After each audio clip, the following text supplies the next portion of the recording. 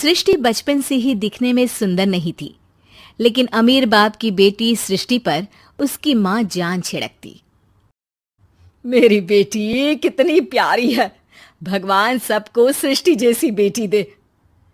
सृष्टि धीरे धीरे बड़ी होती है।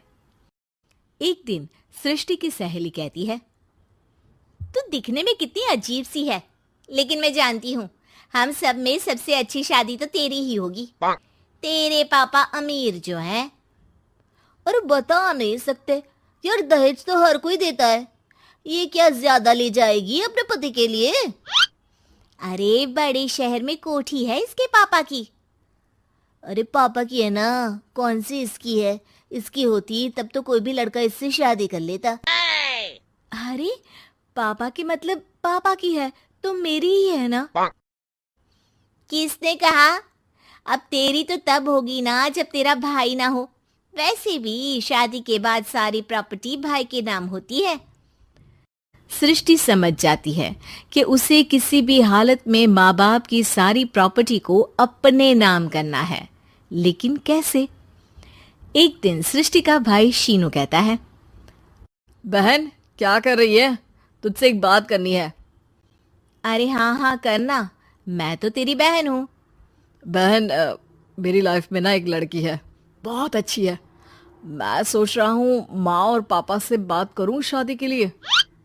सृष्टि को समझ में आ जाता है कि भाई की शादी होते ही भाभी उसे एक दिन भी घर में बर्दाश्त नहीं करेगी। क्या बात है भाई, बताना कौन है वो? यार वो बहुत अच्छी लड़की है, पढ़ी लिखी है, मेरे साथ जॉब भी करती है। बस एक प्रॉब्लम है। हाँ प्रॉब्लम? क्या प्रॉब्लम है भाई? यार वो शादीशुदा है, लेकिन उसके पति ने उसे सिर्फ इसलिए छोड़ दिया क्योंकि उसके माँ बाप दहेज नहीं दे पाए। सृष्टि ये सुनकर न जाने क्यों खुश हो जाती है। अरे भाई तो क्या हुआ, लड़की तुझे तो पसंद है ना? शीनू को लगता है कि बहन उसे समझ रही है। वो इस बात से अनजान होता है कि उसकी बहन की मंशा पूरा घर हड़पने की है। सृष्टि अपनी माँ से कहती है, मम्मी मुझे तो बहुत चिंता है। पता है शीनू क्या कर रहा है? अरे क्या कर रहा है? वो तो काम पर जाता है और वापस घर आता है। नहीं ना माँ, वो यही तो नहीं कर रहा, बाकी सब कर रहा है। आपको पता है उससे प्यार है, और वो भी एक शादीशुदा लड़की से। हैं? ये क्या हो गया? मैं सोसाइटी में क्या मुंह दिखाऊंगी? अरे तेरे पापा तो यही कहेंगे कि मैंने ही उसे बिगाड़ दिया है। माँ देखो, मेरी बात मानो, पापा पर भी विश्वास करने की जरूरत नहीं है। अब आप ही बताओ, पापा इतनी देर घर के बाहर रहते हैं क्यों? बोलो। अरे बेटा वो तो नौकरी करते हैं ना। तू बहुत भोली है माँ। पापा का ऑफिस तो 7 बजे खत्म हो जाता है, लेकिन देखो कितनी देर से आते हैं। अरे नहीं बेटा, ऐसी कोई बात नहीं है। सृष्टि माँ को एक औरत से बात करते पिता की फोटो दिखाती है। देखो माँ कैसे हैं पापा, मैं ना कहती थी कि पापा सही नहीं है। मैं तेरे पापा से बात करूंगी, दे फोटो मुझे। ओ माँ, वो तो डिलीट हो गई। लेकिन चल, तूने तो देख लिया ना, पापा से बाद में बात कर लेना। और हाँ, मेरा नाम बिल्कुल मत लेना। हाँ माँ।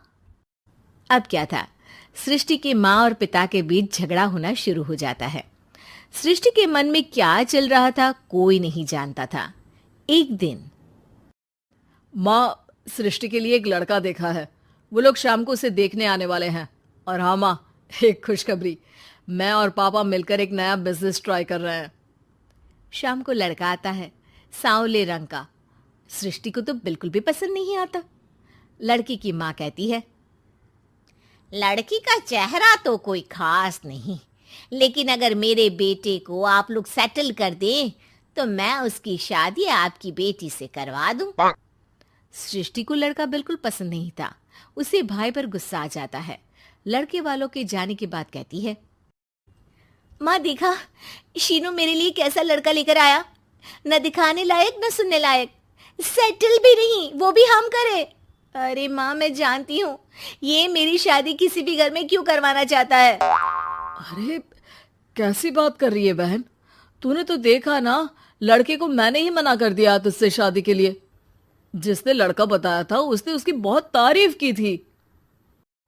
बात आई गई हो जाती है, लेकिन सृष्टि का मन शांत नहीं होता। क्या करूँ, कुछ समझ में नहीं आ रहा। मेरी शादी हो गई तो ये लोग पूरी प्रॉपर्टी शीनू के नाम कर देंगे। मेरे हाथ तो कुछ लगेगा ही नहीं। तभी सृष्टि को आइडिया आता है। वो किसी वकील को फोन करती है। जी देखिए, अगर आपके मम्मी पापा का तलाक हो जाता है तो आपके पिता की आधी प्रॉपर्टी आपकी माँ के नाम हो जाएगी। फिर उसे वो किसी को भी दे सकती है। सृष्टि अब माँ को बेटे के खिलाफ भरती है। माँ, शीनू पर नजर रखा करो। वो जिस लड़की के प्यार में है ना, वो शादीशुदा है। यहाँ आएगी, सारा पैसा, रुपया, जमीन, जायदाद सब हड़प लेगी। पापा का भी हाल तुमसे छुपा नहीं है। ऐसा ना हो कि मैं और आप एक दिन सड़क पर भीख मांगे। हे भगवान, मैं तो जीते जी मर जाऊंगी अगर ऐसा हो गया तो। ऐसा हो गया नहीं माँ, ऐसा ही होगा। अभी समय है, आगे का सोच लो। मैं तो कहती हूँ पापा से आधी प्रॉपर्टी लेकर अलग हो जाओ। पापा की आधी प्रॉपर्टी भी हम लोगों को अगर मिल जाती है ना, तो अगले 7 जन्म सफल समझो। बेचारी माँ बेटी के कहने पर पति से तलाक लेकर अलग हो जाती है। सृष्टि अब पैसों से गाड़ी और अपने दूसरे महंगे शौक पूरे करने लगी। उसके दोस्त भी उसके पैसे इस्तेमाल करते। सृष्टि, कल तुम कहाँ थी? मैं सारा दिन घर पर अकेली थी। तो मैं क्या करूं? मैंने ठेका तो नहीं लिया है ना तुम्हें संभालने का। माँ को सृष्टि से ये उम्मीद नहीं थी। वो बैठकर रोने लगती है। वहीं उसका पति यानी कि सृष्टि के पिता आ जाते हैं। मैं जानता था कि तुम्हारा यही हाल होगा, तो आपने मुझे रोका क्यों नहीं? मैं रोकता तो तुम रुकती क्या? सृष्टि के कहने पर तुमने मुझ पर अपने बेटे पर शक किया, लेकिन तुम ये भूल गई कि कैसे हम दोनों ने मिलकर जीवन में इतना सब खड़ा किया। माँ पति के गले लग जाती है। मुझे माफ कर दीजिए, मैंने आपकी कमाई का एक बड़ा हिस्सा गवा दिया। कोई बात नहीं, तुम साथ हो तो मैं ऐसी 7 प्रॉपर्टी खड़ी कर दूंगा। तभी वहां सृष्टि आ जाती है रोते हुए। माँ, मयंक ने मुझे छोड़ दिया। वो बोल रहा था जब तक मेरे पास पैसे थे तब तक ही वो मेरे साथ था। पापा, माँ, मुझे माफ कर दीजिए।